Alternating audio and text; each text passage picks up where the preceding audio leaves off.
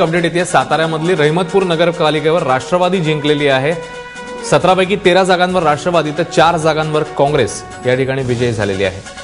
चित्राताई, साताऱ्यामध्ये आपण बघितलेलं होतं राजघराण्यामध्ये लढाई असं त्याचं चित्र आलेलं होतं। शिवेंद्रराजे, उदयनराजे या निकालावर तुमचं स्टेटमेंट? साताराने नेहमीच राष्ट्रवादीला साथ दिली आहे। प्रतिकूल परिस्थितीमध्ये सुद्धा आमचे आमदार आमच्या तिथे नगरपालिका आणि शशिकांत शिंदेजी यांच्या नेतृत्वाखाली आम्ही तिथे लढतोय आणि हा रिझल्ट जो आहे तो आम्हाला एक्सपेक्टेड होता की साताऱ्यामध्ये आणि ज्या ठिकाणी आमचे जे आहेत चांगल्या पद्धतीमध्ये काम आहे त्याच्यामुळे साताऱ्यामधून आमचे जे आहेत आलेली सीट आहे बरं वाटतंय। म्हणजे सुरुवात झाली आहे चांगली, एक घोडदौड सुरुवात झाली आहे आणि याच्या पुढे पण अशाच पद्धतीचे रिझल्ट्स अपेक्षित आहेत आम्हाला। देशपांडे सरांकडे जाऊया। देशपांडे सर, चित्राताईंनी हसून प्रतिक्रिया दिलेली आहे। अपेक्षित निकाल होता साताऱ्यामधला? पश्चिम महाराष्ट्रामध्ये सातारा, विशेषतः सातारा, सांगली, कोल्हापूर या भागामधल्या सगळ्या बहुतांश लढती आहेत त्या दोन काँग्रेसमधल्याच आहेत।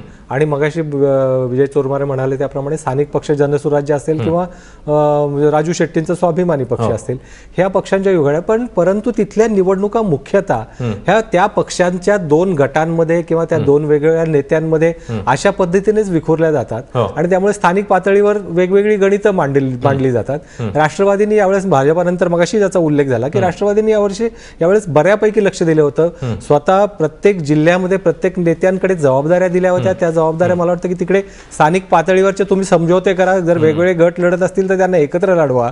कारण शेवटी काय की नगरपालिकांमध्ये नगरसेवक निवडून आल्यानंतर परत नगराध्यक्ष निवडायची पद्धत होती, त्यावेळेस समीकरण बदलत होती।